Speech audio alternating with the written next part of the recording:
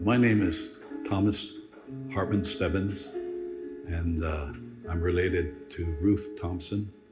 She was my older sister. She and I had one thing in common. We were both passionate about missions.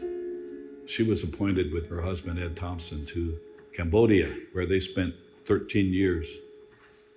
Ed was one of the best speakers I have ever heard. He'd go from village to village, but in the 13 years that they served in Cambodia, they could count on one hand the number of people that they had led to Christ.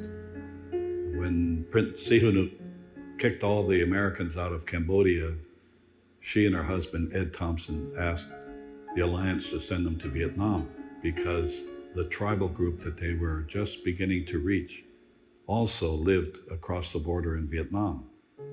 A pastor and his wife came to dissuade them from going to Vietnam. You can't go to Vietnam. Vietnam's at war. And Ed said, we must go to Vietnam. We are immortal until our task is done. God wants us in Vietnam. The pastor's wife started to pull the clothes out of the drum that my sister was packing. She said, but you're crazy, Ruth, you're crazy. You'll get killed. And Ruth said, I'm not crazy. I'm constrained by the love of Christ. If I get killed, I get killed, but I must obey Christ and go to Vietnam. After learning French and Cambodian for 13 years, then they studied Vietnamese for a year at the Dalat School up in the highlands. They were determined to master the Manoan language.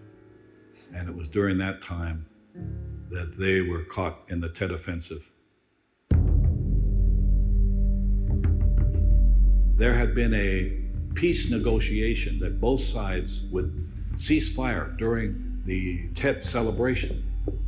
But mixed up with the firecrackers, there was the boom, boom, boom of rockets, the rat-a-tat-tat-tat of machine guns, and the North Vietnamese soldiers swarmed onto the compound of the Alliance where Ruth and Ed lived to attack the Vietnamese base behind them.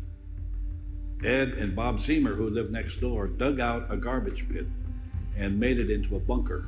Ruth and Ed left their house and went down into the bunker.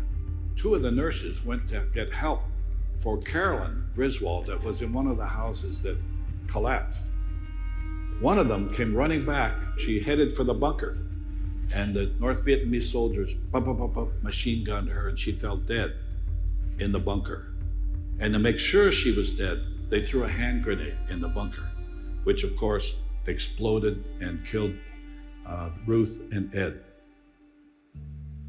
I was first a bit angry with God, but it didn't take long for me to realize that He was fulfilling His purpose for each of their lives, and that there were those who witnessed by death as well as those who witnessed by life.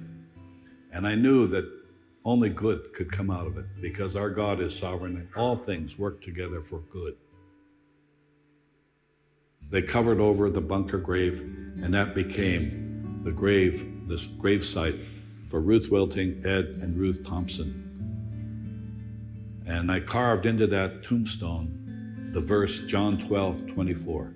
Except a kernel of wheat fall into the ground and die, it abideth alone, but if it die, it bringeth forth much fruit. I've said many times they impacted many more people in their death than they did in their life. How do you explain the tremendous harvest that we're having in Vietnam without one missionary there? A growth from 60,000 to 1 million. Only one explanation. When they saw that the messengers of the gospel were willing to lay their lives down for Jesus Christ, they said, this must be the truth. And you know, when tribal people come to Christ, they don't come to Christ as individuals. They come as whole villages. And village after village after village, especially in the highlands, among the mountain people, came to faith in Jesus Christ. And today there are strong churches all over Vietnam because of the death of the missionaries.